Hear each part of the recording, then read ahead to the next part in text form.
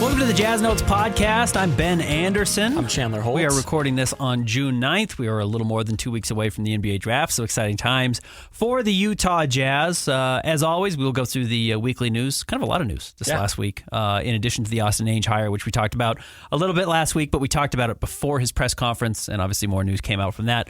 So we'll talk about Austin, what he said, some other movement from the Utah Jazz, both in the front office and some of their coaching staff stuff. We'll talk about that. We're going to preview Derik Queen. Yes. Maybe the last full profile we do on an individual player. Yeah. And then I think over the next two podcasts, we have at least two, right? We have one next Monday, which will be the 16th, and one after that will be the 23rd. Mm-hmm. And then we might do one the Wednesday before the draft. Well, actually, the draft is on Wednesday. Yeah. It's on Wednesday and Thursday. So maybe we'll do one that morning. I don't really know. We're going to figure something out. So there's probably going to be 3 podcasts still before the draft, including maybe we'll just do a mock draft. And that gives us a chance to just talk about a lot of the players. Yeah. Because I think there's a lot of chances that if you look at a mock draft now, guys that are talked about at 11, I talked about this with Jeremiah Fears.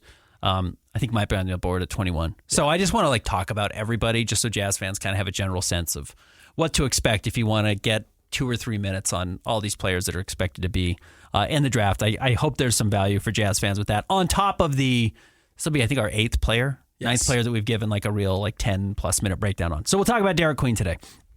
Find us on Twitter at Ben's Hoops, at Holt Sports.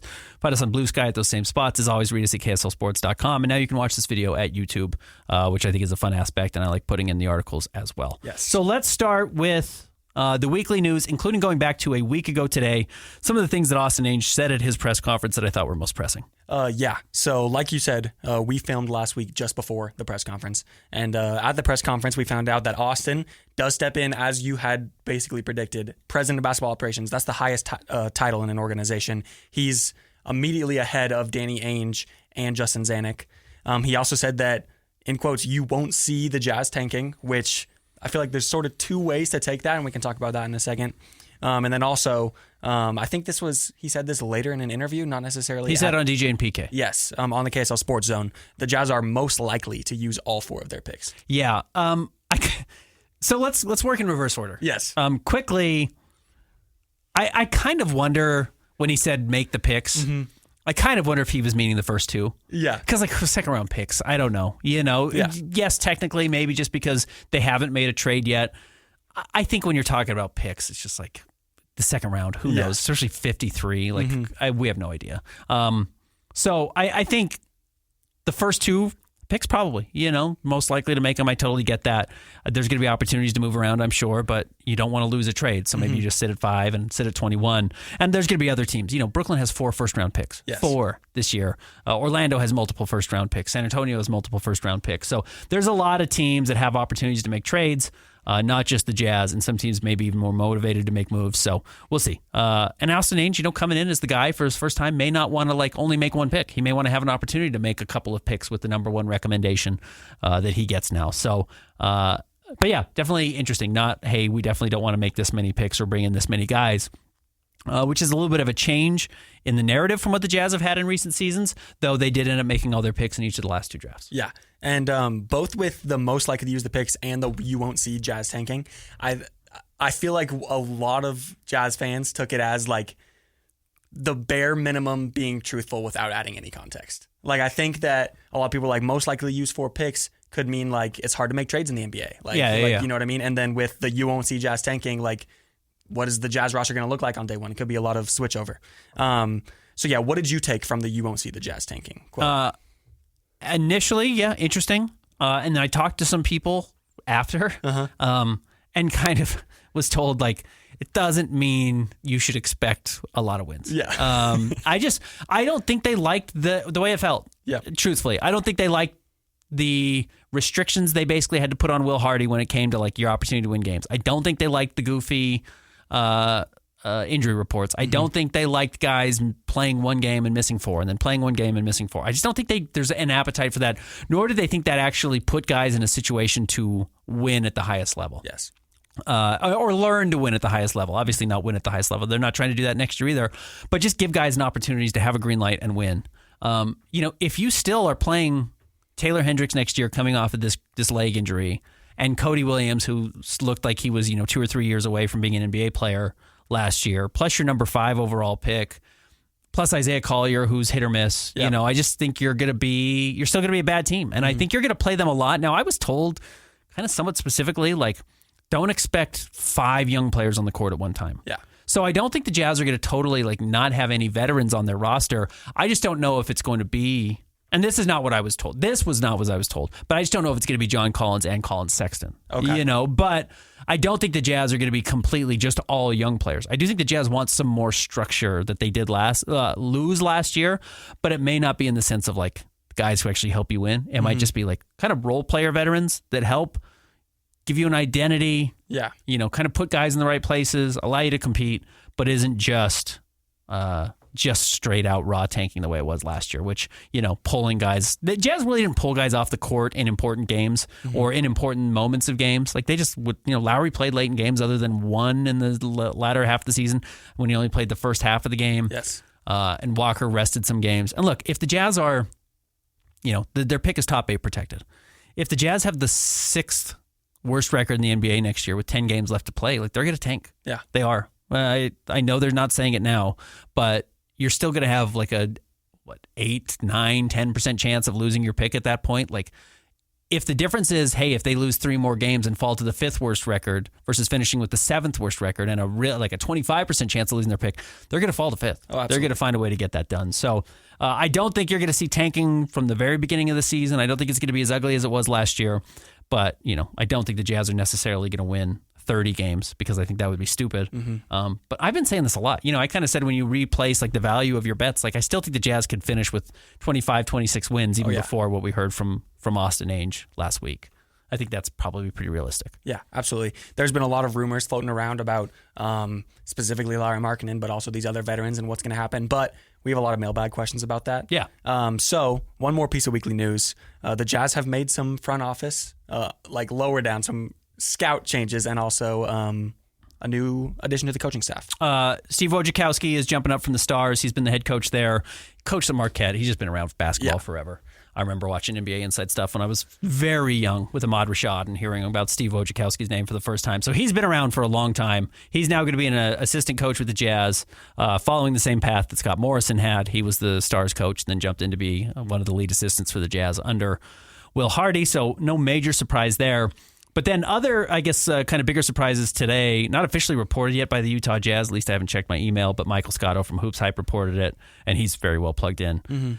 The Jazz are promoting Marquise Newman, who was he's already been in a scouting role for the Jazz, but he was the GM of the Stars. Yeah. I don't even know if that was his official title, but he was the GM of the Stars.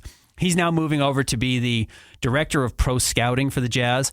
And Katie Benzin, who was the assistant GM, is now the official GM of the Stars. Okay. So, very cool. Stars having a assistant coach who's a woman. And they're changing the coaching staff now with Wojciechowski. I don't know who's coming back and who's sticking around. But also having Katie as the GM. And I've met her a few times. I've met Marquise a few times.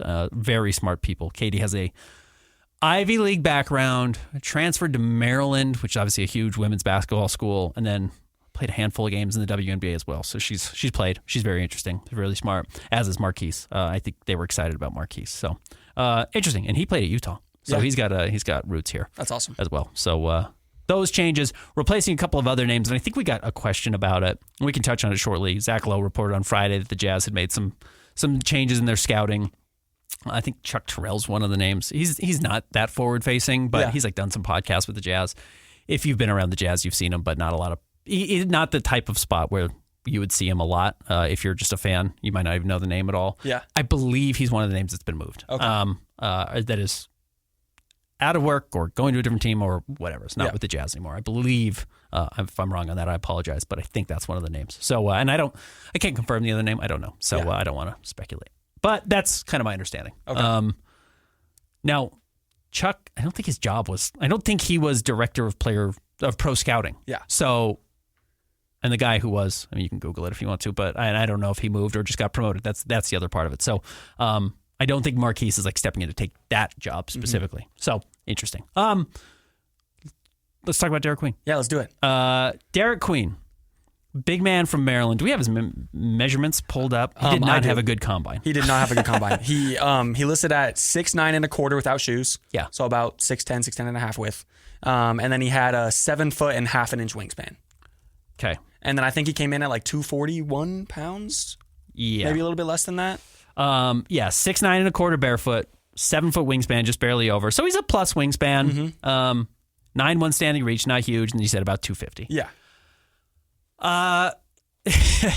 This is the type of player I should like. And watching him, I just didn't like it. Yeah. At all. And I hate to like preempt it that way. I'm just like, this is not a player I liked. But you and I both kind of came in and be like, we'd be really surprised if this was the Jazz's pick at 5. Yes. But let's get into him a little bit because there's some stuff there. Like, absolutely. The reason I think he's not being talked about at 5 is because he's just way more of a 50-50 bet than some of these other players we've talked about. When it is Ace Bailey's a 50-50 bet, but the 50 upside is like, holy crap, you've got a 5-time All-Star. Yeah. You know what I mean? And Derik Queen actually does still have some All-Star upside. He's just got some real downside as well. I'm going to be honest. I think that, like you said, like Ace Bailey's upside is like All-NBA third team, maybe even better. Like he could be a absolutely ridiculous scorer. With Derik Queen, I think his upside is like 6th man of the year. Okay. Like because my getting into this super early, my comparison from him is like a Nas Reed. Yeah, he just does not have that shooting yet, though. No, at all. Yeah. And Nas did as well. I know Nas was in like in terrible shape at LSU as well and got in a much better shape, so that gives you some hope for a guy like Derik Queen. But yeah, let's get into just kind of like who he is as a player. Yes. So he's one of 2 true kind of big men that it should be drafted in the top 10. Common Malawash, who's the other center at Duke, is going to get drafted. You're going to hear me say the word big man a lot with Derik Queen because I don't know what role he plays. Yeah. And that's kind of the big thing right away. Is he a center? Is he a power forward? You mentioned he doesn't shoot threes. When you think about these like really toolsy, offensive skilled big men that are really in vogue in the NBA right now, shooting threes is a big part of it, and it's not at all for Derik Queen's game. Yeah. Like I think he hit threes in 4 different games total. I think he hit 7 threes all season. And it was super weird because like I think it was like coming up to the tournament, he hit like 5 of 11 to end the year. Yeah. And then before that, it was like didn't show it at all. He didn't show him at all. But then the games he hit him, he would hit 2 in a game. Yeah. But yeah, he didn't make them. He didn't shoot them a whole lot. So it might be there. It also looks really weird coming out of his hand. He's got a really like kind of a single like and like a push. It's weird. It's a weird shot. But like so he played in high school or in the AAU with Cooper Flagg. Yes. And on that super team and looked great. He's dominated dudes every step of the way. Like he is ultra productive. What was he? Just about 17 points and 9 rebounds a game, just a hair under 17 points. Yep, 53% from the floor. Which is okay. You know, the league is obsessed with these like big guys you can run your offense through. And you look at, Jokic, he's not Jokic. No. But you look at, Alperen Şengün, you look at some of these big guys who can grab the ball, Julius Randle, and kind of make plays out of the post, et cetera, et cetera. That's the concept behind Derik Queen. Yeah. Like that's kind of what you're drafting. That's what you're hoping for. A hub of a playmaker who can catch the ball in the post and do some stuff, get his own shot, or a guy who can catch the ball in the perimeter and kind of create a look for himself. And famously, I think the only buzzer beater in the NCAA tournament this year was by Derik Queen to beat Colorado State. Takes his guy off the dribble in an out of bounds play and hits the bank shot to win. It's like there's some real offensive skill there. There's some real intrigue there. I think he's a really good passer. That's where his touch comes in. Like you can really see it. He sees guys all around the court and makes fun passes and quick reads and catches the ball and immediately moves it to somebody cutting to the basket. He's strong. He looks really young still, even though he's actually pretty old for a freshman. He's like 20. Yeah. But he's a kid. Yeah. He's going to get stronger. He's going to get bigger. And conceptually is the type of player that like when he's not playing around better players, when he went to Maryland, he didn't go to Duke. He didn't go to some of these like really high IQ schools. Houston would be a really interesting fit for him. High IQ school. How would he have looked there? I don't want to say Maryland was dumb guys by any means, but how would he have looked with better players around him? Maybe he would look really good. Obviously, he looked really good in the AAU in high school, playing with guys like Cooper Flagg. But while all those things are true that we just talked about, like the offensive upside, there's just a lot of bad there. Yeah. First and foremost, because of his size, his conditioning, which is bad, like he doesn't have a defensive position at all. He doesn't really guard. He doesn't want to guard. He's not a shot blocker of any kind. He's pretty ground bound, so he's not blocking shots. So he doesn't really have value there, and then he doesn't move quick enough, even though he's pretty athletic, to be like a switchy center either. Yeah. So there's no well, there's a shade of Draymond Green when you think about like his offensive upside. There's no Draymond Green comp here at all. No. And that's something like he isn't super tall. He does have some weight on him. He's right? wide, and he's super crafty on offense, but his lack of strength shows in some ways on defense, because sometimes he'll push guys off their spot, but equal times he'll let guys get to their spot. And like you said, he has no explosive athleticism at all. The way that he does all these Euros and sidesteps, he's super crafty on offense, but he is not crafty as a defender, like in any way. No, doesn't read plays, doesn't make a lot of, like, he's not a defensive playmaker really by any means at all. He's not anticipating where guys are going to be. And then his effort level's terrible. Yeah, and that's something that's super interesting, because on offense, you talked about him, like 1.9 assists doesn't tell the story at all, because I feel like he reads the defense really well, especially for a big man. He's one of the better big man passers in this draft, if not the best, but like he's certainly one of them. In the short roll, he's a great passer. And another thing that was kind of interesting is that I want to point out, 76.6% from the line, and then like we also said, he closed the year 5 for 11 from 3. And it's like, based on just how his body is right now. Like, of course, you talked about Nasrid, who came in and made a lot of changes. I think he would need to be a 4 in the NBA. I think so too. But if he is a terrible inside defender and he can't shoot threes, you can't be a 4 in the NBA. Right. It's what the real issue was with Kyle Filipowski last year. And actually, there's a lot of Kyle Filipowski here, where the Jazz kind of asked Flip to play the 4 and the 5, and I think the 5 was specifically like, you can be a worse 3-point shooter and be a 5 in the NBA. Yes. You know, you can't be a bad 3-point shooter and be a 4 really in the NBA anymore. And because Flip developed into like a 35% 3-point shooter or whatever, all of a sudden he could play the 4. Yeah. If he was 30%, he would have to be a 5 and just be able to be a threat to be out on the perimeter. But then Flip is such a bad defensive player, like at least has a defending 5s. He can't guard at the rim at all. He's better the further he gets away from the rim, which is interesting for his size. Flip has a lot of value because now he's defending away from the rim, which is what 4s do, but he also shoots 3s at a high enough level that he can play the 4.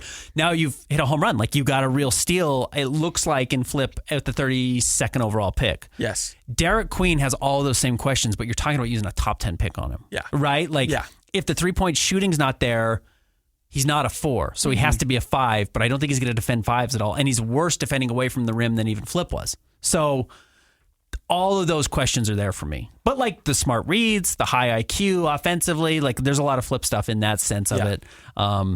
His ability to create off the dribble, even like their love of the spin move in college, which is both something that Flip and Derik Queen do a lot, are there. I'm surprised we don't see that comp a little bit more. Yeah. And where Flip has value. But again, the real value was the Jazz got him at 32. And, you know, if you had drafted him where you drafted Cody Williams, you'd still probably be okay with it. But in a better draft this year, if you're projected to take him at 10, it feels like a little bit of a reach from me.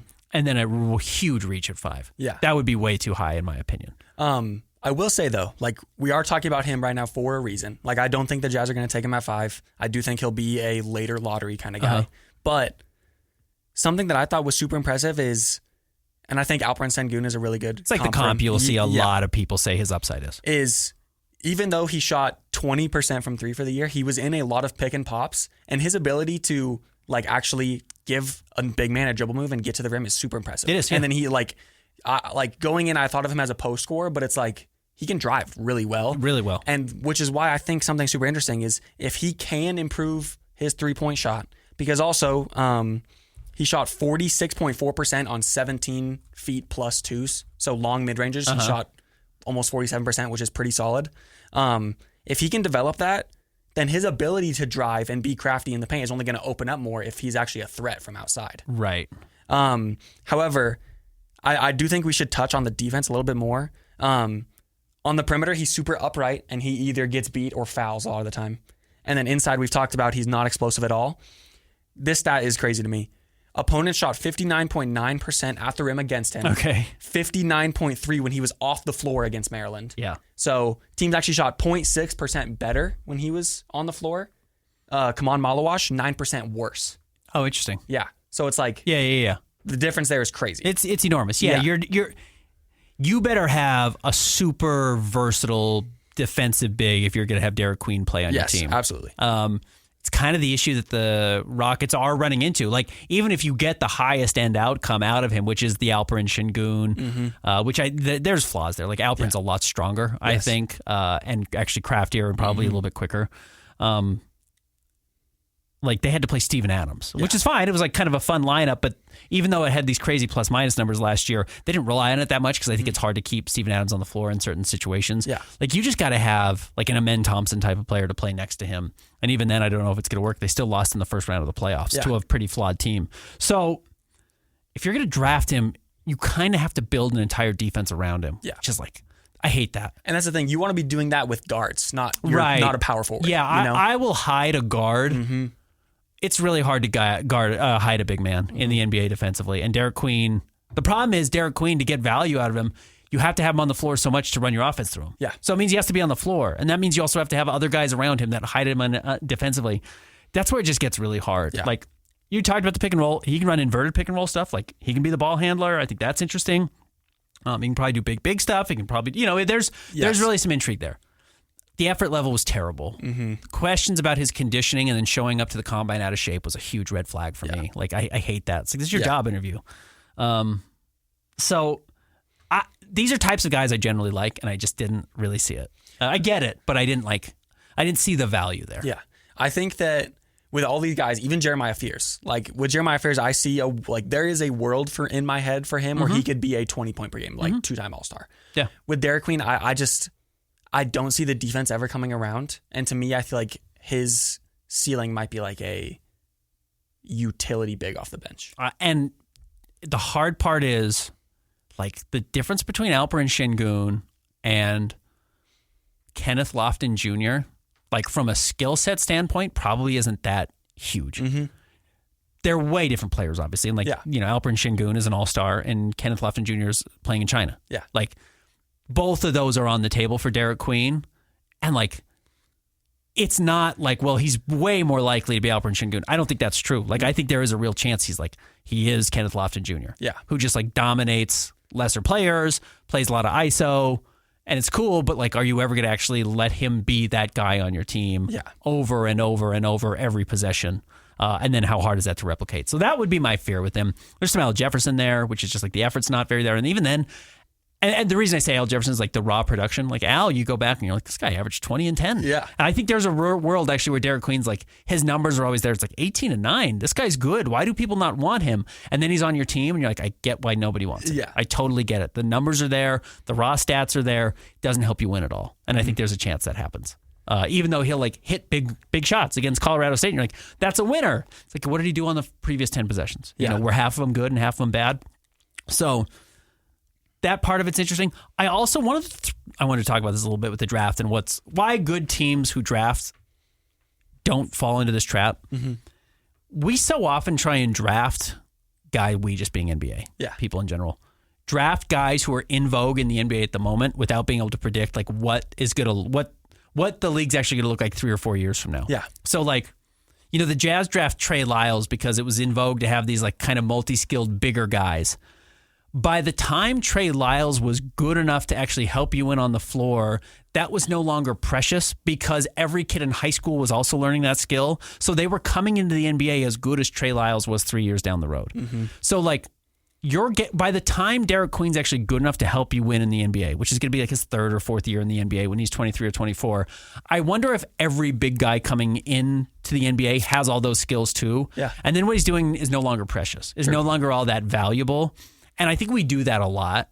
And too often we're like, the in vogue thing right now is Şengün, is Jokic, is these big guys you can run your offense through. So if he has hints of that, draft him. Yeah. And then it's actually not that rare anymore 3 or 4 years now because everybody does it. Mm-hmm. And I think the value is just not there for me, especially when there are some interesting multi-talented value bigs later in the draft in like the 20s. And some guys even in the second round, Hansen Yang coming over from China. Like, there's just big guys who I think you can run your offense through that you might be able to get at 21 that are better value bets if you're a team like the Jazz specifically. Yeah, and I will say, I'm pulling up Alperen Şengün's stats right now because I want to see what he shoots from 3. Okay, yeah, he's not very good. No, it's way less than you would think. Yes, like 20%, right? Yeah, 23%, and he shoots 1.2 a game. Yeah, so it's just like not really effective for him. Yeah. I think that regarding Derik Queen, I think that his floor, which is crazy because we talked about his floor maybe being Kenny Lofton, but I think his floor is higher than Jeremiah Fears. Okay. And I also think it's nice to be 6'9". Yeah, true. And also, I think that even though I don't think the Jazz will select him, even at, well, like if he gets to the late lottery, maybe the Jazz like trade up to 17 to get him or something like that. But I don't think it's a thought for them at 5. But with that said, I still think I like him with the Jazz more than I would like Jeremiah Fears. Totally agree. With that said, I still think that those are my bottom 2 of the 8 or so people we've done to this point. If he's not going in the top 5, I actually think there's some interest there at Washington at 6. That's the first place where he would make sense. Yes. And after drafting Alex Sarr, who's like that multi-positional defensive player who actually can step out and hit threes also, like that's the other aspect because Derik doesn't shoot. You're going to need a guy who can step out and shoot threes, and like conceptually at least Alex Sarr can do that. Yeah. I think he does fit there if you really think you can get like high upside. And actually he's a Maryland guy, like he's from the area. So that might be where he goes. That makes sense. I think it's a little high.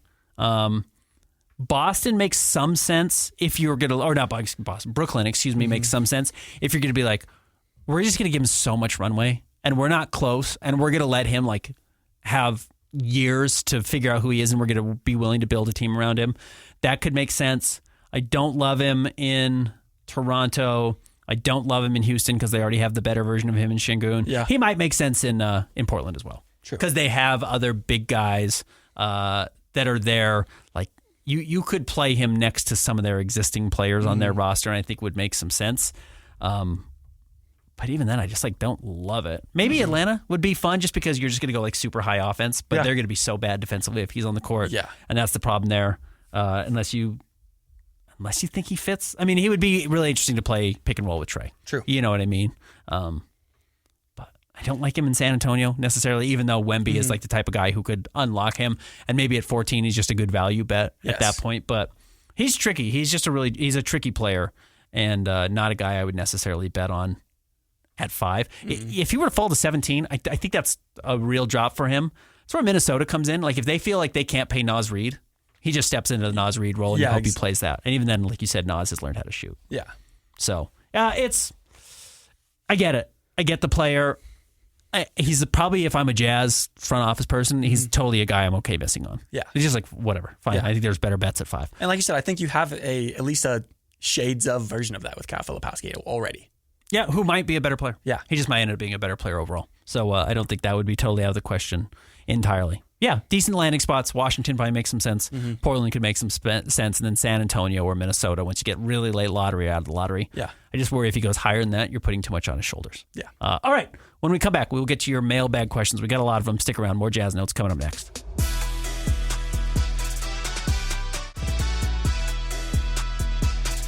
Welcome back to the Jazz Notes podcast. Ben Anderson, Chandler Holt. All right, as always, we like to wrap up the show with our mailbag. You can find us on Twitter at Ben's Hoops, at C Holt Sports. I send out a prompt every Monday at about 11 o'clock asking for your replies to our question.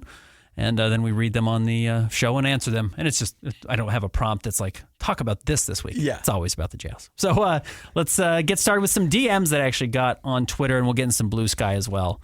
And then we'll get to the broader questions. But Dan, USU, the right blue, said, and this is just kind of a funky little thing. He said, Happy Father's Day week. Is there a father-son combo in Jazz history that's more formidable in their primes than Carlos Boozer and ideally Cam, if the Jazz were to draft Cam?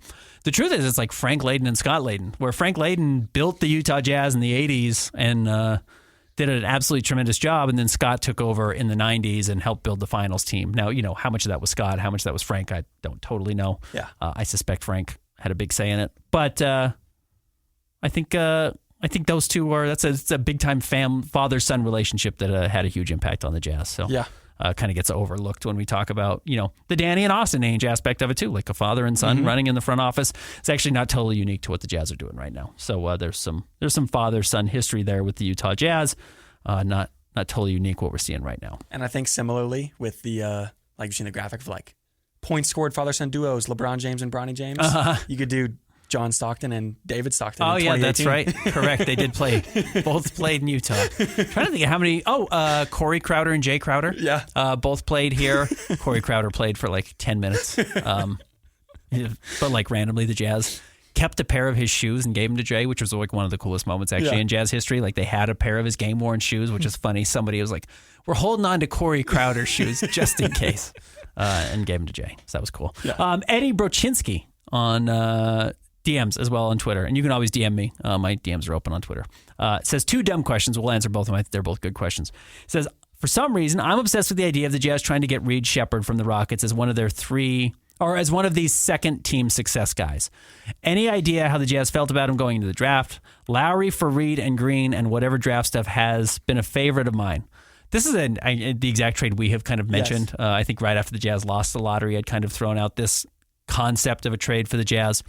I think it makes some sense. Like, you consolidate age-wise, you trim down your timeline from being, Lowry's 28 and in his prime, and Jalen Green, who would still, I think, be the more primary piece in this draft than even a Reed Sheppard, just because he's older, he's a little more developed, he's on a max contract already. Might be able to be the lead guard on a team and maybe the lead scorer on a team, and kind of puts everyone else back into their spot of I'm the 3rd guy on the roster, the 4th guy on the roster, etc. And then Reed is like kind of your upside swing. Now, all reports are that the Rockets just are gaga over Reed Sheppard and love him, and that's kind of everything you hear national people talk about. It's like, but you didn't play him. Yeah. So what do you mean? What are you talking about? Like, I get it. Yeah. I would be too excited about the number 3 overall pick, and I loved Reed Sheppard in last year's draft. There was no secret about that. I talked about it a lot. You could go back and listen to the old podcast. But if you didn't play him, you didn't play him. And they played a lot of other guards in front of him, including guys like Aaron Holiday played in front of him. So it's like, if you just wanted to play Reed Sheppard, you could have. They can't be that in love with him, even if they really like his offensive upside. Ime Udoka doesn't play guys who don't play defense, and Reed doesn't play a lot of defense other than, getting a lot of deflections and stuff like that. So I don't think that's a crazy trade. I think that's probably appropriate value for Lowry. I don't know how the Rockets would feel about it. And I don't know where they are on Jalen Green yet. They may not be willing to give up on him. And something that is a little bit concerning about that trade is I do think you would, like, just contract-wise have to bring in Jalen Green. And then it's like, if the package is Jalen Green and you're only sending out, Jalen Green and Reed Sheppard, and you're only sending out Lowry, then you're losing a forward and bringing in 2 more guards when I feel like the Jazz are already kind of... They are pretty guard heavy. Yeah. So it's like, I would want to get Jabari Smith in that trade potentially, and then maybe you throw them Jordan Clarkson, Colin Sexton, something like that. Yeah. KJ Martin. Yeah, exactly. Yeah. But yeah, I do like the idea of it as well. And you're getting younger overall with that deal. And you still get like a high lottery pick, which is what you missed out on last year by not winning the lottery and drafting at number 10 and getting Cody Williams. So that's where there's some, I get it. I totally, it's the reason I've kind of proposed that as like the type of trade I would explore if I were the Jazz, and maybe like where you could get good value back from Lauri Markkanen. Eddie, second question. I really like the idea of the Jazz trading down 1 spot with Washington and drafting Con Knippel. Given it feels like he would fit very well with any top pick they could hopefully get next year, and Trey or whoever it seems like they would get to be a 50-50 home run swing. I'm not sure exactly where Trey Johnson would fit in this. It says, I would rather take the swing in next year's draft with a solid guy like Con to support them. 5 and 21 for 6 and 18 seems fair, depending on how the picks are valued. Any thoughts about that kind of strategy? Yeah, conceivably, that's probably not like a bad value. You drop from 5 to 6. If you know the guy you want's going to be there at 6, and the Wizards are trading up to 5 to get whatever, Derik Queen or Trey Johnson, because the Jazz know they want to get Con Knippel, but the Wizards don't know that. And the Jazz move from 21 to 18. I guess if you can move up and still pay a guy a little bit less by getting him at 6 instead of 5, I do think there's interest there. I do buy and subscribe to the idea of if you're going to be bad again next year and you hope you're drafting a star in next year's draft, I don't know if you take like the highest upside swing if you stay at 5. Now, that changes if you end up with Ace Bailey falling to you at 5. I just think that's a swing you take. It's just worth it, even if you're going to be bad again next year. But Ace Bailey, I think, does still have a chance to kind of be a number 1 guy on a team. If he's not on the board, and then you're talking about the high upside is Jeremiah Fears, like the all-star swing, I would go with a Trey Johnson or a Con Knippel, which I think are safer and really fit with next year's draft pick, regardless of who they are, right? Like if it's Darren Peterson, Con Knippel fits great. If it's Cam Boozer, Con Knippel fits great. If it's AJ DeBonsa, Con Knippel fits great. He always fits. He's so complimentary as a floor spacer, and Trey Johnson has some of those same aspects as well. I think that's really valuable. Honestly, I haven't talked about this a lot, but I am somewhat I have been in the camp of the Jazz should take this high upside swing. And I've reinforce that Ace Bailey is my favorite prospect in the Jazz's realm. However, I also really like the idea of, because I mentioned this last podcast, which is like, if you take Con and then are just looking forward to next year, like that's not a bad thing, right? Like Con absolutely. is, I call him a high upside role player, and that's, again, not a bad thing. And then you have talked about how you think it's very likely that there's going to be one of these high profile guys that end up falling past the lottery. So moving up from 21 to 18 could be great to jump in front of other teams who may be looking to take that swing. Yeah, if that's what you felt like you needed to do, and you've got all these future firsts still. If they're, if a guy we didn't talk about today, but like a Kasparas Yakashonis was there at like 15, all of a sudden you were like, oh man, like he was 8 on the Jazz board or 7 on the Jazz board, and he slips out just because a couple of the other point guards go first, Jeremiah Fears and Yegor Demin, and he drops. Then maybe you make an aggressive trade to move up to 18 or 15 and try and go get him. But no, that's kind of the boat I would be in. I worry that if you just keep taking high upside swings, 50-50 bets, and you get tails on your coin toss 3 times in a row over 3 years, and you just needed one to hit heads, but you never get it, like you've whiffed 3 times. Like the Jazz didn't actually have a bad draft last year. Like Cody has not panned out, and certainly not the way they expected or hoped. But like I actually think Isaiah and Flip are good players. Especially good value picks. Really good value picks. But like I think guys who could be in your top 6 or 7 for like the next 5 years, 6 years. So continuing to add that is fine. I get it's not sexy, but it's fine. Yeah. And then when you do get the guy, whether that's through a trade or you do hit on a draft pick, which maybe that comes at 21, but maybe it's next year in the draft.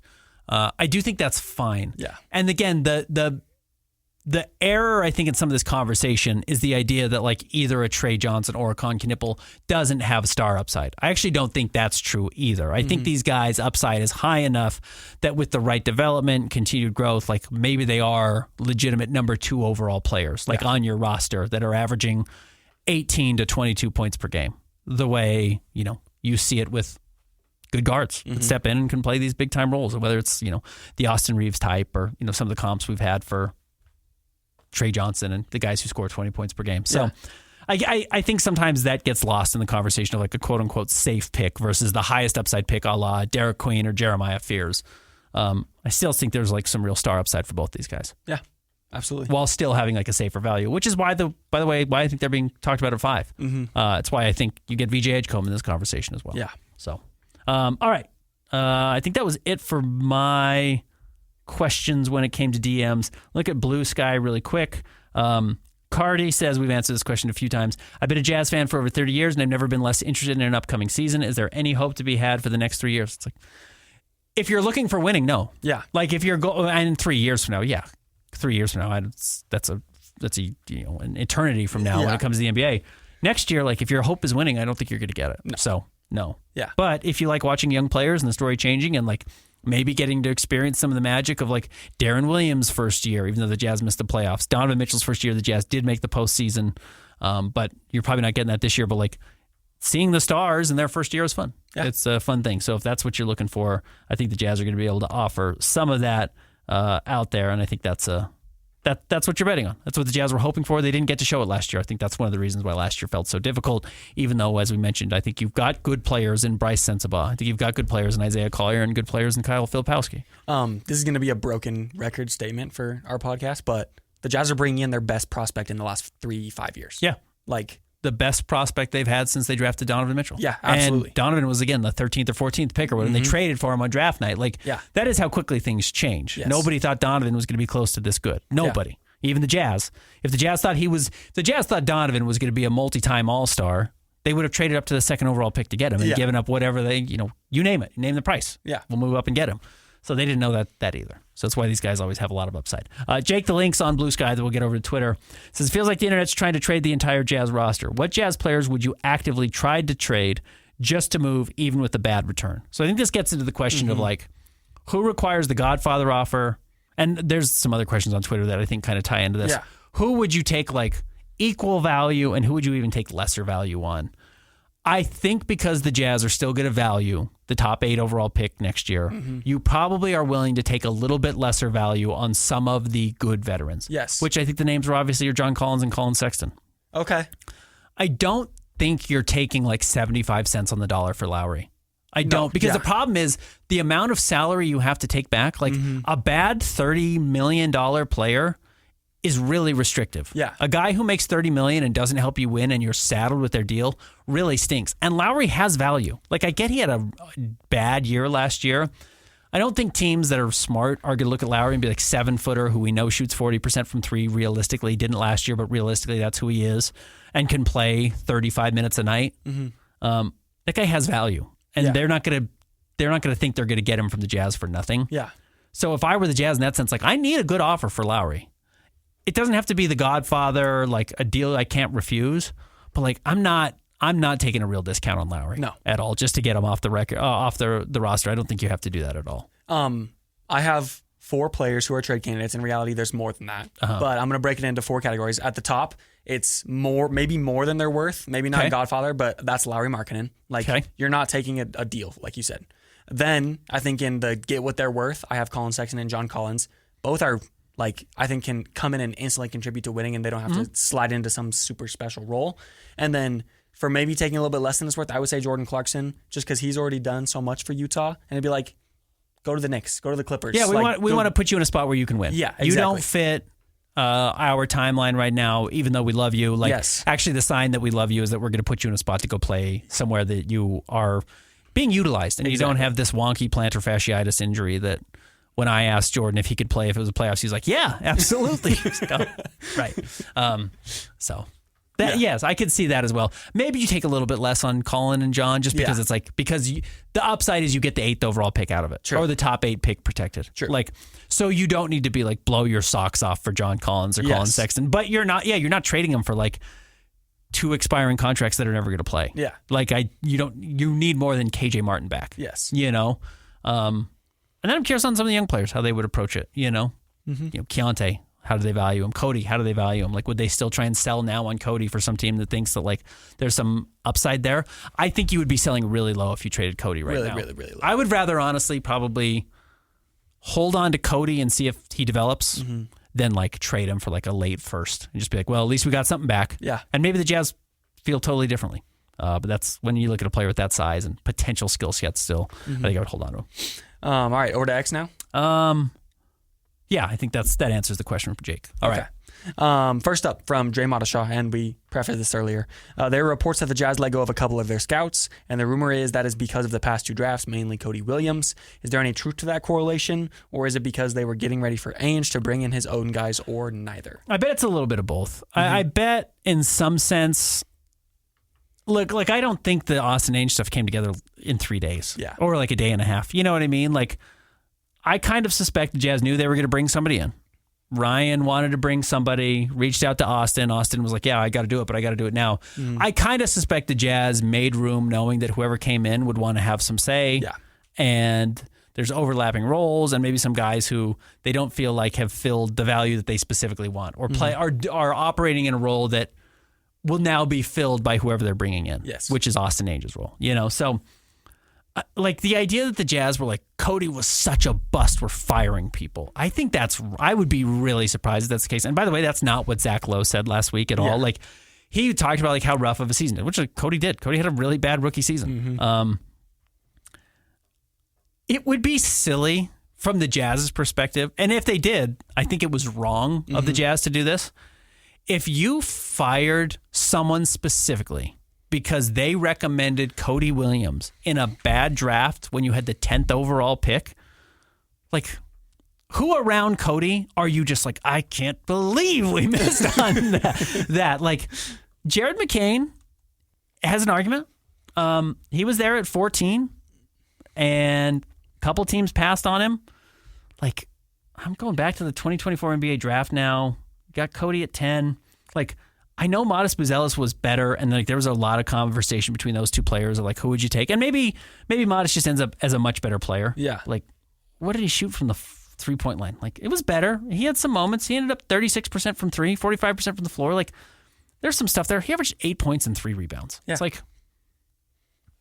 you're going to fire somebody because you didn't get Modest Buzelis with like the 10th overall or the 11th overall pick.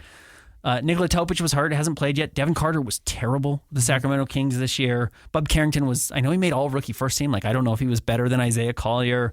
Khalil Ware was good, but you weren't going to draft the center in this year's draft with Walker already on your roster. Again, Jared McCain was like the hit. Yeah. Averaged 15 points a game. It's really exciting. Maybe you missed on him. Like, you're not mad that you missed on Dalton Knecht. Like, you could have had Dalton Knecht. You could have traded for him. The Lakers did trade him and then had to take him back because they rescinded that trade. Tristan Da Silva was fine. Jacoby Walter was fine. That's the thing. If you had taken Cody at 2 and 3, 4, and 5 looked like all NBA players going forward, that's one thing. It was like, we knew it was a bad draft last year. Mm-hmm. I liked Cody. That's why I'm still saying I don't think I would like give up on him totally, but like the physical tools have to progress. But like conceptually, theoretically, I think there's some stuff there. That's who you were drafting regardless. Yeah. Like, I think there's some revisionist history to go back and be like, well, Cody missed and Jared McCain hit, or Dalton Knecht we think is X, Y, and Z, or you think that Modest Buzelis is going to be X, Y, or Z. It's like, we don't know. We still don't know, in all honesty. And different situations, like is Modest way better with the Jazz last year, or is Cody way worse with the Bulls? I don't know.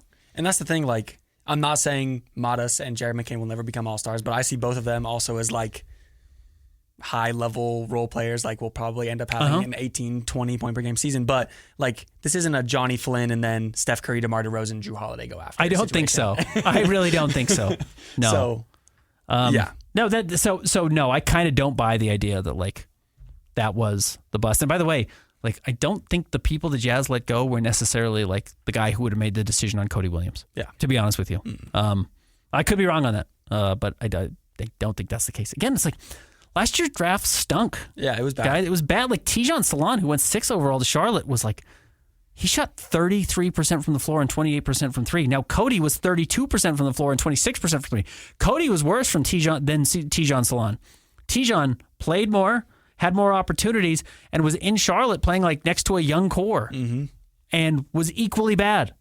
Ron Holland was okay, and there was talks about Ron Holland maybe at 9 for the Jazz or 10 for the Jazz, and like he just went at 5. It's like Steph Castle, the like one rookie of the year, and like might be the guy we look back in 3 or 4 years. Maybe he's awesome. Maybe he ends up being this like this super versatile player. Shot 28% from 3. It's like he might not be playable next to Dylan Harper and De'Aaron Fox. Yeah. Reed Shepherd didn't play a lick.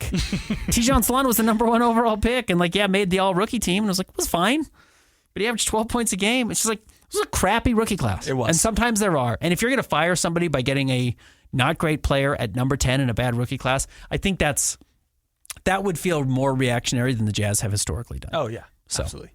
Next up, from Jimbo Slice. How many open roster spots do the Jazz have? Are we really going to keep all 4 picks?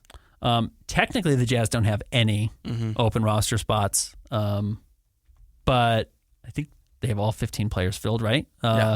But they have guys like Johnny Juzang, KJ Martin, Jaden Springer, who are all on non-guaranteed deals. So you don't have to bring any of them back next year, and you open up 3 spots. I would note that 2 of the guys you're drafting in the second round, especially at 43 and 53, are almost guaranteed two-way guys. Like almost guaranteed if they make the roster at all. Yeah. But yeah, you're bringing them in to play for the Stars. They're not coming in unless you're getting like someone who randomly just out of nowhere is like, holy cow, this guy can really play, and blows you away in summer league, and you're like, yeah, we have to sign this guy to a real deal. And even then, like, you don't have to. You can just sign them to a 2-way deal. You've got their rights. And then once you have their 2-way rights, that's what they're stuck on. Like, they don't really have a lot of other options unless they just want to go play in Europe, which they could. So, they have room to clear spots for 3 guys, and then you can do, a trade for, 1 player for a draft pick if you wanted to, for a team that could absorb some of their space, or you could waive somebody else. So, yes, the Jazz have room. Also, Micah Potter, I think, signed a 2-year, 2-way deal, and that expired. So I think Micah's off the team right now. Yeah. Or maybe you just bring him back, like as taking up one of these spots. But and you can always let go of Oscar Tshiebwe or Elijah Harkless or whoever you want. The 2-way deals are not that hard to move around. Yeah. Even if a guy has a longer 2-way deal, you can just waive him if you think it's better to have your second-round draft pick there. So that's how that works. Yeah, the Jazz can easily clear space with a Johnny Juzang or a Jaden Springer or a KJ Martin if they don't want him. Yeah. Next up, from Derik Orr. Why is there so much talk to trade Lowry? Are the Jazz hoping for good value in return, or is there thought that he will decline in 3 to 4 years? I think if the Jazz are hoping to be good in 3 to 4 years, Lowry will still be a 7-foot knockdown shooter, even if he is 31, 32. Yeah, I think he just has value. So that's the nice thing with Lowry. He will have value 3 years from now, 4 years from now.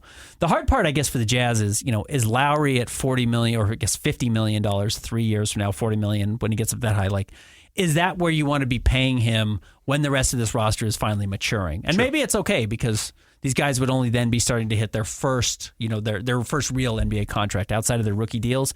Maybe there's some value there and you just keep them around. But if you wanted to get off of that and say, no, you want to, the reason why Jalen Green's interesting is his contract expires before Lowry does. Yeah. So you could get back to having some financial flexibility before Lowry's deal expires.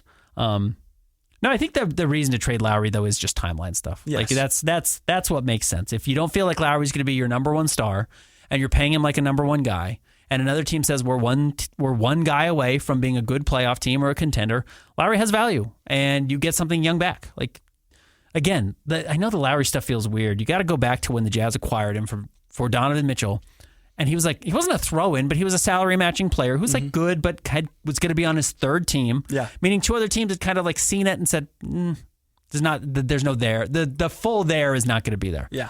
The Jazz kind of unlocked that. Like, Lowry's still been really valuable for the Jazz. It was a good trade in the fact that they got him back as well, plus the draft picks, and we'll see if the draft picks turn into anything and what they get from Lowry. But, the assets are actually probably more valuable than even what they thought they were acquiring when they traded Donovan Mitchell and what they were getting back. Yeah, and on a national scale, like I feel like there's been talk of the Jazz trading even like past local outlets. And I think that it comes down to worst record in the NBA. They fall down to the 5th pick, and it's sort of like recognized that, or at least from an outside point of view, that the Jazz don't have their guy yet, right? Like their franchise-changing guy. So it's like a lot of people are like, you have Larry Markkinen, who a lot of teams would love. Yeah. And that's why he's talked about, for instance, in the 76ers trade. Yep. Speaking of which, from Jared Christensen, I've heard some rumors about the Jazz trading Sexton and Collins for Lillard plus picks, while at the same time trading Lowry plus picks for George in the 3rd pick. These work in the trade machine. What are your thoughts? So after the Lillard injury, I did think it made sense. Yeah. And actually may make even more sense now because you have to sprinkle in the Jason Tatum injury in the East. Yes. And say, like, do the Bucks feel like they could run it back with a retooled roster around Giannis and actually be able to compete? Yeah. And the problem is if you have $50 million sitting on the sidelines in Damian Lillard and no value and he's still on the roster, no, you can't. Yeah. But if you can get some players back for Lillard that can help them win, maybe Giannis is so good that he could put together a Pacers-like run and then you get to the finals. True. Because he's just the best player on the floor in all of these series, whether that's against Cleveland or that's New York or that's Indy. Now, that didn't work this year. But, you lose Brook Lopez. Maybe Brook Lopez goes somewhere else, but you find a center who can step in and help you, and then John Collins steps in and Colin Sexton steps in, which is, the trade for Lillard, matches salary-wise, and the Jazz get a future unprotected Milwaukee pick coming up in 2032, which is pretty valuable. Yeah. Certainly way more valuable than any asset you're getting for just John or just Colin separately. And Milwaukee gets a short-term win on guys who are also expiring. So actually, if they wanted to hit reset entirely in the offseason next year, they could trade Giannis. They could have all this money coming off the books. They're off of Lillard a year earlier than they expected. And they have, $80 million in cap space. Yeah. Plus whatever they're getting back for Giannis, and they can truly hit the reset button, because whoever trades for Giannis is giving up a bunch of unprotected firsts, and maybe Milwaukee can find a way to get some of their own first back in this trade. That's the value for them. And again, like we said, the value is the Jazz get a really high upside pick. That makes some sense for me. Yeah. Right? It still does. And that way you don't have to be like, how did the Jazz tank next year without tanking? Well, you have a $50 million player who's on the sidelines. Yeah. Like, you can't play John Collins or Colin Sexton because they're not on your roster, and you can't play Lillard because he's hurt. And then he's coming back to Utah, and there's like some good feeling there. Yeah. And then maybe he comes back a year from now at $60 million on an expiring contract, and the Jazz can play him or trade him again with the expiring deal and maybe try and get something back there. Yeah. So that's kind of the concept in the sense there. Man, I have a hard time believing that the best the 76ers could do for Paul George in the 3rd pick is Larry Markkinen. Yeah. The numbers work, and the value for the 76ers there is they get out of Paul George's contract earlier with a younger player who's healthy and still fits what they're doing, and might be. I don't know if he's actually a better player than Paul George. He probably isn't. Like Lowry's probably not better than Paul George right now, but Paul George doesn't play very much because he gets hurt a lot, including last year. But if they felt like, ooh, this was really bad, this is really ugly, like I get trying to get off Paul George. If I were the 76ers, Paul George in 3, like I better get a ton back. Like I better get Lowry in the 5 back at least. I think a lot of people think it's like just Paul George and the 3 for Lowry. Like that's a really steep price to pay for Lowry Markkanen, in my opinion, unless you hate Paul George. I was about to say. You'd have to really hate Paul George. But I feel like the reason you do that is because granted, there was a lot of injuries last year, but like, how old is Paul George? Like 34? He's like 34, yeah. He's like, up there. Like maybe the concern is that like, this is Paul George now. Like, because didn't he have like 10 points a game last year? Yeah, he was not good. Yeah. So I guess that's the concern, but like, I wouldn't be surprised. I feel like you would have to throw in the 5th pick though. I think I agree with you there. Like, I don't think you're just doing that because if the Jazz had the 3rd and the 5th pick, that would be crazy. Yeah, they'd be in a good spot. Yeah, I think that would like really accelerate their rebuild, and then of course they would try and flip Paul George after giving him a year to just go out there and play, show he can still score 20 points a game, and sucker the Miami Heat into trading for him, or the Lakers into trading for him, or whatever. That's the goal there for the Jazz. Maybe I'm totally off. Maybe I'm just totally off on the value there, and so I have been before, but. If you could do Lowry for Paul George in 3, I think you would do it. Yeah. Absolutely, you would do it. I don't see it without future draft capital also from the Jazz, including probably the 5th pick this year. So, but yeah, that would totally remake your roster if you lost John Collins, Colin Sexton, and Lowry Markkanen for Paul George, Damian Lillard next year, not this coming season, but the season after, and the 3rd overall pick and a future unprotected Bucks pick. Like you add your draft capital even more and then get another tradable piece in Paul George. That'd be a crazy haul. And we know the Jazz have been interested in Paul George in the past. Yeah. So. Next up from Cam Young. With Austin Ainge joining the front office, do you think it's now more likely that the Jazz are open to trading some younger players because Austin is not emotionally attached to them as his selection? Yes. Yep. I agree. And that was probably going to come anyways. Again, like it's kind of funny. Like you look at, have the Jazz done a good job? And we still don't know what Taylor Hendricks is going to turn into. We have no idea. He might be nothing.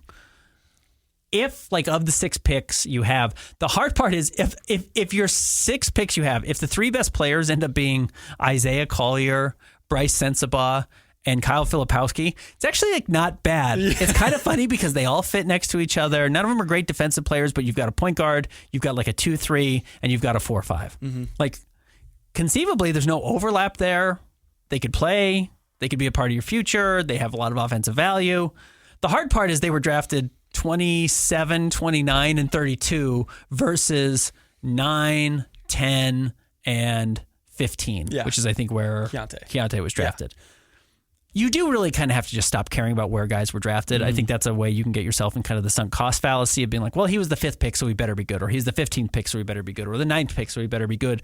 When it's just like, well, just Paul Millsap was really good, and you drafted him in the 2nd round. Like, thank goodness the Nuggets didn't say, well, we actually liked Yusuf Nurkic. I think they drafted the same year they drafted Jokic. It's like, well, yeah, Jokic was better, and they moved off of Nurkic, and they moved off of Plumlee, or maybe they got Plumlee back in the trade. Yeah, I think that's what it is. They traded Nurkic to Portland. They're like, yeah, Jokic is better. Well, good for them. They recognize that, even though one of them they paid a much higher value on with a 1st-round pick. Like, you just kind of can't care where guys are drafted once you're on their roster, or they're on your roster, I should say. So, in that sense, yes, I think Austin Ainge should probably be more willing, or will be more willing to trade guys. Also, again, though, some of the things remain true. Taylor's coming off a major injury. He's going to have very little trade value. Cody's coming off of arguably the worst rookie season in lottery history. He's not going to have any trade value. Keontae, that's why Keontae becomes like really interesting as a trade piece, right? Like statistically, his efficiency's bad, but raw production, he's 15 points a game. He's 6 assists and 4 rebounds. It's like, it's pretty good. It's pretty good. Yeah. And if you think like, hey, the Jazz don't know how to teach guys how to shoot, and we do. Like, we think we can get 4 more percentage points out of him as on the floor and the 3-point line. Okay, and then he's up to 43% from the floor and 37% from 3, and there's like at least like a salvageable player there. Yeah. So that's where you might get interesting. And then, I don't know, do you not like Isaiah? Do you not like Kyle Filipowski? Or do you not like Bryce Sensabaugh? I think there's reasons to like all those guys, and they're cheap, and they're still young, and there's still some upside there. And to talk about the emotional attachment to your own selections. I agree. Austin Ainge coming in is like, I wouldn't be surprised if like Keontae gets traded. But also Danny Ainge had an interview also recently on the KSL Sports Zone, and he basically said like Boston traded Marcus Smart, the heart of that team, and won the championship the next year to get Kristaps. Yeah, exactly. Like there is you load up as many young players as you can, and then eventually you move them around to fit the puzzle together. So I think that it was coming eventually, but I wouldn't be surprised if the Austin hiring speeds it up a bit. Danny is notorious for not being overly romantic or quote unquote loyal about players. Yeah. Like he said, you trade, and he didn't trade Marcus Smart. That was actually Brad Stevens. Yes. And Austin, you know. You just want to get better. You want to win titles. These guys are about winning titles, and they want to get closer to winning titles. So, sometimes you have to be willing to trade guys who are the, quote, heart and soul of your team to win. And by the way, the players do that too. You know, Ray Allen signs with Miami. He leaves Boston, and Boston fans hate Ray Allen now. So it happens. So you can't get too romantic about the guys that are on your roster, and I don't think the Angels will. Another question about the hiring. Do you think the Jazz are more or less likely to make a move for a star player after hiring Austin Ainge? You know, the funny thing is Austin can come in and just be like, well, no, I'm starting a rebuild. And the Jazz are like, well, we're 3 years into this. And Austin's like, no, I'm starting a rebuild. You gave me the job. I have leeway. I don't want to feel like I have to win next year. So why would I spend all this capital that we have now to try and win? Now, if he feels like he knows like a value piece that the Jazz didn't recognize before, go ahead and do it. I don't think he came in necessarily with a mandate to do that. Yeah. You know, I don't know if this makes sense, but I feel like the Jazz are more likely to trade for a star player, and they're also more likely to bottom out now that they've hired Austin Ainge. Both odds increased, even though you can probably only do one or the other. Yeah. But so radio's a funny thing. I can tell when guys are doing their first radio show. Yeah. Because it's like they've had takes saved up their whole life for like 10 years. Like, if I was a radio host, this is what I would say.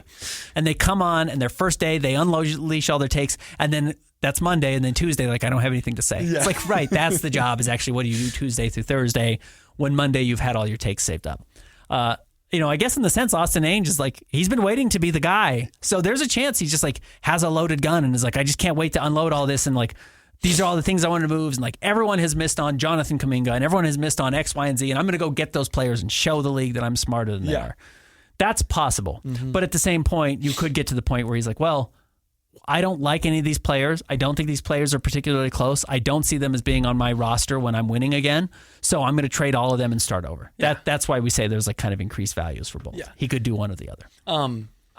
And it's like, I don't have any examples of this specifically in the front office, right? But you have examples of ownership. Matt Ishbia comes in, we're trading for Kevin Durant. Right? Yeah, and absolutely. And then it just completely backfires on them. And I feel like owners, these billionaires, probably have a little bit more ego than people in the front office do. Yeah. Like, there's ego in huge sports, egos, to be honest. Yeah. But I think that there's bigger odds on both ends. And it's interesting. I think there will be stuff that happens before the draft. What I do feel very confident is the roster that we saw finish the year last year is not going to reflect what we see the Jazz to open next season. Yes. There shouldn't be an appetite for it. It didn't work. It was hard to watch. It wasn't particularly, it didn't have the returns that I think the Jazz wanted, either in obviously the number one overall draft pick, even though they had the worst record, and changing the roster doesn't guarantee you get the number one overall pick, but even the development of your players within that, what the roster was they had built. I don't think they achieved what they felt like they could have. Yeah. All right. Next question from Jeremy Fairbanks. Any info on the new City Edition jersey and when it's supposed to come out? I think there's a chance we already know the 3 Jazz jerseys this year. Yeah. Like, they released the black one in December or January. We know the white one's going to come out this year. Yep. And they still have the purple one. Like, Ryan has released the photos of the shorts of the white and the purple one. So the white one's coming in and the black one's new. Like, I kind of think that might be the rotation. Yeah, I think it's the 3. Maybe I'm wrong. Maybe there is a City jersey that's going to come in. I don't know. And yes, I have heard that the retro Jazz note logo is a thing. I don't know what it's going to be. Yeah. But it may be as simple as like, it's just going to be on the Fanatics hats. Or like, the Fanatics will have jerseys that you can buy that have it on there, but like doesn't mean the Jazz are going to be wearing it. Or there's like a baby blue one coming in. Like, I think we might know what the 3 jerseys are. I could be wrong. Maybe there is a City jersey coming in that I don't know about. But like, I think these are the 3 jerseys. But if I'm wrong, I'm fine being wrong on jersey stuff. That's fine. I was about to say, ever since like, what was it, like a year and a half ago, you broke whatever the jersey news was, and everyone's. It was like going to be a lot of mountains. Yeah. Yeah. And there were, and I was right. Yeah, right. Like, but yeah, I kind of think these are the 3 jerseys. Maybe I'm totally wrong. Yeah. Not all jersey guy. Yeah. Next question from Just Jazz Basketball. If we ended up with the 3rd and the 5th pick, could Trey Johnson and Ace Bailey coexist? Trey played point guard before going to Texas. Do you think he could be a point guard long term in the league? I don't think so. He's got some of the he's got the ball handling. He's pretty good at that. He's probably better in a pick and roll and be able to be a playmaker. But it's I just did not. I don't know if I ever saw him once make a true advantage read. Yeah. I said the escape passes was the word I think I used for him. He's just a lot of his passes are reactionary, which is fine. Because the worst passing is premeditated. Yes. I don't know what I'm going to do. I know what I'm going to do just because I've been trained in doing some of these things, but I'm not reading the defense. I'm not even reading the offense. I just know when I run this play, there's either a guy in the corner or there's a lob threat, and I'm throwing it regardless. It's well, you didn't generate an advantage there, so why did you throw that pass? Yeah. But they're just well, that's what I've been trained to do. And then there's the reactionary passes, which the guys are I run the pick and roll, and the help came from the corner, so I kick it to the corner. It's a good reactionary pass. It's totally fine. That's where Keontae George is. Mm-hmm. And then there's the anticipatory pass, which is what you see every Jazz fan had the moment of last year watching Isaiah Collier, ooh. You had a couple of moments oh, yeah. I didn't see that pass. Yes. I haven't seen anyone on the Jazz make that pass. Mm-hmm. That's what you're getting from Dylan Harper. That's what you're getting from Con Knipple. Mm-hmm. That's what you're getting from Kasparis Yakashonis. I didn't see those from Trey Johnson. I never once saw oh, how did he see that? Yeah. That was impressive. I didn't see that at all in the footage I watched of him. Now, maybe it was Texas. Maybe it was the bad offensive system. That certainly is possible, but I don't think so. That's something that I want to go back to our Trey Johnson breakdown because I said I think Trey could benefit from a Keontae George-like rookie season where he has the ball in his hands and it's develop, Yeah. And Keontae came in with that passing upside, and in year 2, undebatably he was a better passer. But with that said, Isaiah Collier was levels and levels ahead of him as both a passer and a reader of defenses. Yeah, and created advantages for everyone all over the court. Everybody was better, including Keontae, once they were on the court with Isaiah Collier. Yes, and I think that Trey and Keontae are very similar in terms of their playmaking. Yep. So maybe he gets up to 5 assists. Yeah. But I don't know if it's point guard 5 assists. Exactly. Where I think Con Knipple might be able to play he only runs 10% of your possessions the entire game playing point guard, but as we talked about, creates the advantages a la Joe Ingles. Mm-hmm. The way Joe ran some real point guard stuff, even if he was not your true necessary backup point guard because somebody else was on the roster was able to do it, versus Jordan Clarkson, who draws attention and creates plays for others out of drawing attention for them, but it's not necessarily anticipatory trades. Yes. Or passes, I should say. So that's kind of the trade-off, and that's where I think Trey Johnson is. And again, it's valuable. I think there's way more playmaking there than he gets credit for based on his assist total, but it is not the high IQ NBA moving forward guy like Isaiah Collier, that I think has a lot of value as an advantage creator. Yeah. So that's just the difference there. And there's value to him. And look, if he's hitting, threes at 40% and shooting, 5 a game or 10 a game, he's a really good player. Yes. So I wouldn't. I kind of hate bringing players in and be I think we're going to turn him into a point guard. The best case that we've seen of this recently is Devin Booker, who came in as a shooting guard, basically a pure shooter at Kentucky. Got to Phoenix, got a lot of leeway to develop as a weird 70-point scorer. Yeah. And then they were well, let's see some more playmaking, and he turned into a much better playmaker and a much better defensive player, and still the best the Suns have ever been is when Chris Paul was on the team. Mm-hmm. Right? Doing everything else and not making Devin Booker have to make all those decisions. And then when they have since going to the finals, they're we need Tyus Jones, or we need these guys. I think it was Monty Morris last year, or whoever was they keep looking for a point guard because they recognize even though you can turn a shooting guard into a point guard, having a guy who's done it his whole life, run reps there the whole time is still more valuable. Yeah. And I believe that. And the NBA gets smarter. Offenses have to be so smart at every position now that I think utilizing Trey Johnson as a 2, where he's been and increasing his value there while playing next to a really smart point guard is probably the best case scenario. Just want to give a quick shout out to Jazzy Mammoth. They asked about logo and City Edition, which we already touched on. Yep. From Elk Bowie. Lots of talk of us getting the 3rd pick. I feel like it's more likely we make a move to get a late lottery to make up for our last lottery pick. Okay. Meaning to make up for Cody Williams. Yeah. Yeah, maybe. I could see that, but I don't. I think that the lowest, like if the Jazz are still making a lottery pick, I feel like it's like a Wizards type trade like we talked about, like going down a spot and then moving your other pick up. Yep. Or Brooklyn down to like 8 because the Jazz like we know Con Knippel's going to be on the board at 8 or whatever. Or again, like they're confident, like the Jazz want Kasparis Yakashunas. No, Yakashunas. No, he's going to be there at 8 or wherever Brooklyn is picking. And they're like, we'll take 2 first-round picks from you, 2 more first-round picks, like to drop down to 8, get the guy, and still have 2 more firsts. I could see that happening, conceivably. Yes. I don't mean I can see it happening, but like I could get the value there.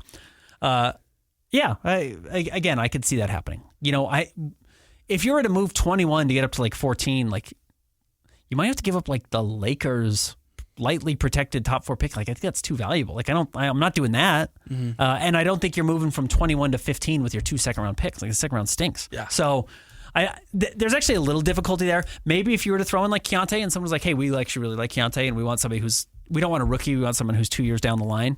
Maybe you could do that there. Or maybe you do like, where are the Magic picking? Let me pull up the draft order. Like 16? 16.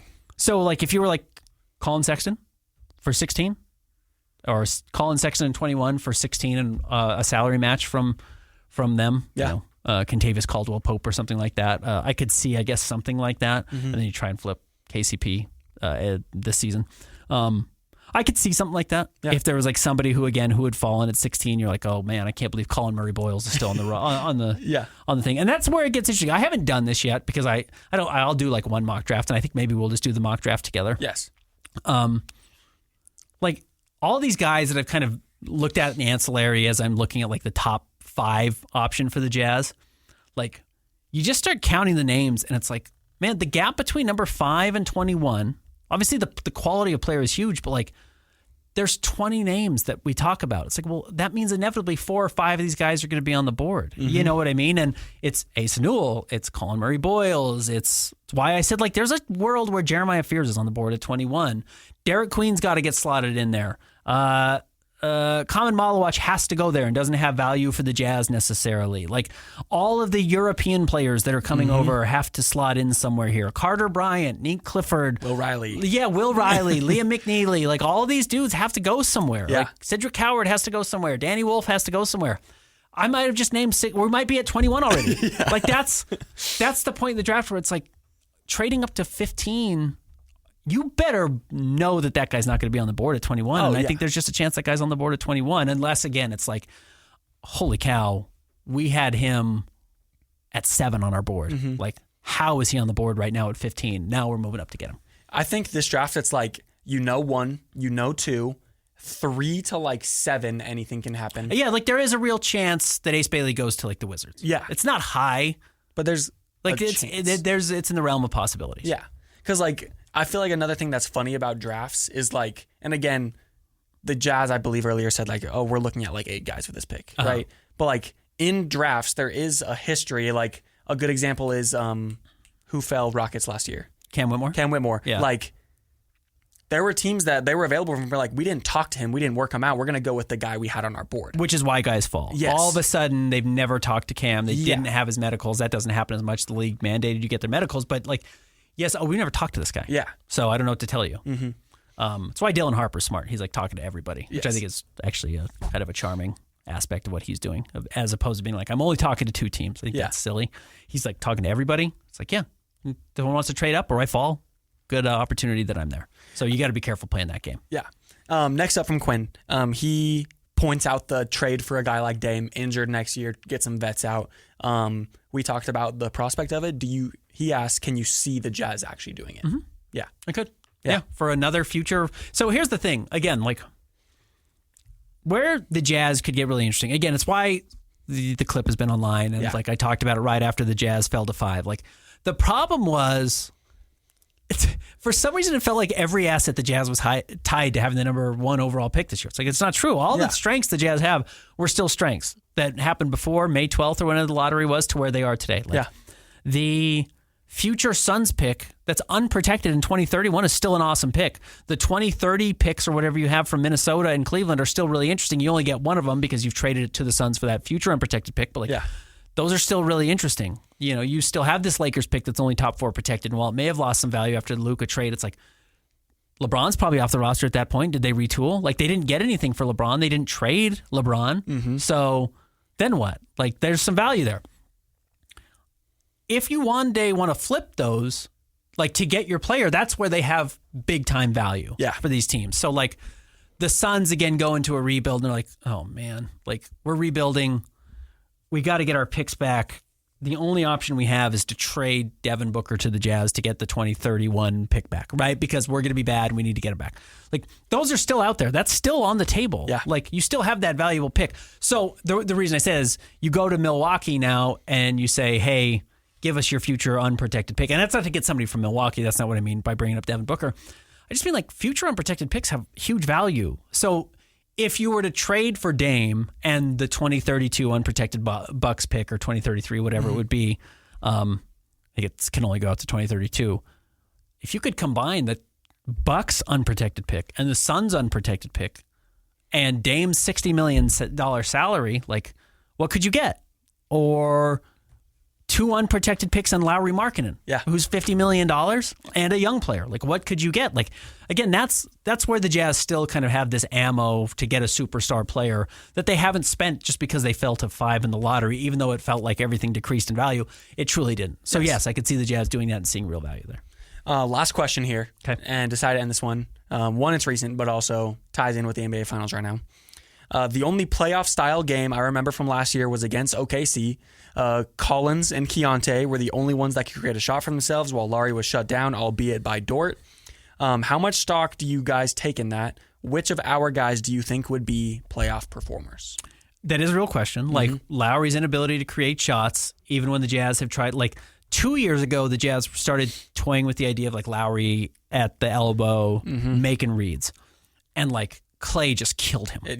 Like Lowry tried to run it, I think probably like 5 possessions in a row or like out of 10 against the Warriors. And I don't know if the Jazz got a single good possession out of it because Clay was just like, oh, I'm way better than you. And he was. Like this was even old, like washed Clay. Like before he got traded to Dallas, but like near washed Clay or signed with Dallas. And just ate Lowry alive. So like in that sense, that's where like Lowry's value is questionable. Like his ability to create shots in isolation or even like you put him at the elbow. And it's why, you know, a guy like Keontae still has kind of some funky, interesting, like I can create my own shot. And that's where Trey Johnson really has value in the draft, right? Like Trey creates his shot the same way Keontae does, but they go in half again more often, it seems like. So that's really valuable. That there's some real value there. That's what's so hard about what the Jazz are trying to do and why last year's environment of like tanking and not having guys on the floor was so, I guess, harmful, in development is like, what did you actually learn? What do you actually know about what some of these guys can do? Because, you look at 2 years ago, the game before the All-Star break, like it was. I think maybe Lowry was on the court in that game, but like the Warriors couldn't stop Keontae George. It's like, okay, so maybe Keontae has a little bit of value there. Like, what can he create for himself? Bryce Sensabaugh is actually, I think, showing some value. Like, there are times when it's like, you can't stop Bryce. He's such a good shooter. He doesn't care if there's a hand in his face. Like, he's the guy, good defense, better shot. Like, he might be the best at that on the Jazz roster right now. Like, maybe even better than Lowry, even though Lowry's 7 feet tall. I like that there. Play that more this year. Do that a lot more this year and actually see what those guys who win, like, they're just the top of your scouting report, what do they do? Where Lowry got taken out of it. So, I think there's value there, and I think the Jazz probably feel like they haven't gotten enough of those reps. If we're talking about who would be the best playoff performers on the Jazz right now, because, like, of course, this is not going to be the roster when the Jazz eventually do make the playoffs. I would say, like, John Collins, because I feel like John Collins has the perfect blend of being able to get inside and also just spot up. I think he could have some good playoff games. I think Colin could, too. But with Colin and Keontae, I think, like, my head instantly goes to, like, it would be a hit or miss for them in the playoffs. Yeah. Oh, they can't be your number one guy. You look at like Aaron Wiggins or Obi Toppin.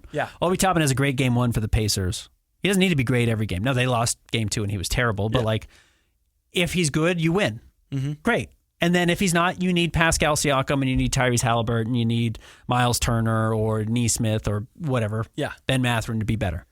Great. Like, fine. The game in the playoffs where Colin Sexton scores 20, you win. Yes. Every time. Because he's the 5th or 6th best player on your roster, and that's where his value is. That's like where I see those guys. Yeah. Yeah, I just don't know if the Jazz have like a top 3 playoff guy right now on their roster, and certainly not anyone slotted in the right position. That's the hard part for Lowry is like, yeah, if you're trying to make him your number 1 guy, he's not good enough. No. But if you get the number 1 guy and he's all of a sudden the 3rd best player, is that a better spot for him? Yeah. Where you can say like, yes, I know in the postseason he's going to be reliable as the 3rd best guy. That's where, again, when you look at the other potential trade that we talked about for the Jazz, when it came to like, if you were to trade John Collins and you were to move him to Golden State for Jonathan Kuminga, like Jonathan Kuminga actually like showed he could play in the postseason. Yeah. Like that's where he doesn't fit at all what the Warriors are doing. And he wants to be a number 1, 2, or 3 guy, and he's not that good on the Warriors, but like maybe on the Jazz he is, and he steps in and he can defend Ant and be big and strong and move him around, and then he wants to eat a lot of possessions. And I get he hasn't shot the ball well from 3 in his career, but like maybe he can be a guy who actually scores 30 in a playoff game like he did already in this postseason. Yes. Had 3 straight games where he scored 20 or more in the playoffs. Like, okay, that starts to get a little bit interesting there. Like there's more value there, and the Warriors get value because John Collins comes in as their 5th guy on the playoff team, which is what they need and not what Jonathan Kuminga wants to be, which is the 2nd guy on the playoff team. Yeah. So that's the rearranging, that's the team building, and that's the hard part of it. You know, and that does happen. You know, those types of trades do get made where a guy is miscast as a number 1 overall player, but he goes to a team where he can be the 3rd best player and has value, which is where Houston might have interest in a guy like Lowry, or Golden State might have interest in a guy like John Collins. All right. I think that's it. Todd has one more question really quickly. He asked 2 kind of late in our recording. Let me see if I can pull it up quickly. Todd also asked, filling time here. How good is Milwaukee with CJ McCollum, John Collins, Kelly Olynyk, Johnny Juzang, and Keontae? What's the most you'd give up for Zion, playing 41 games and semi-take? I think with Zion's latest rape allegations, he's just out. Yeah. You know what I mean? And even like after that, Joe Dumars and the Pelicans were like, we're building around him. I think they realized like his trade value was absolutely zero. Yeah. Zero. Like it was teetering. He kind of had a good year last year. Some of the off the court stuff kind of rebounded a little bit. And you're like, okay, maybe we can look past like the stalking thing or the weird, like, well, he wasn't stalking. He was getting stalked, I think. Yeah. And there was like another off the court, like major thing. Just like, all right, dude. Like I just don't think you can do it. No. I really don't think you can do it anymore with Zion. So I would drop him from the conversations. Yeah. I could be wrong. But and wasn't there a report that was like random NBA exec thinks that Zion's worth is like late picks and dead salary? Yeah. Like, yeah. So, and I don't think the Thunder or the Pelicans would trade him for that little. Yeah. So anyways, late question from Todd, but try to answer it there. Anyways. All right.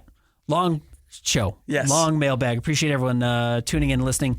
Again, we'll record at least 2 more podcasts before the draft. Next week, let's just plan on doing like a lot of guys. Yeah. We'll talk about kind of a lot of the different draft players, including more of the guys who are going to be available at like 21 and maybe a couple of dark horse guys for 5. But I think really for the most part, we've probably covered it. Maybe 1 or 2 names that could be in the conversation at 5.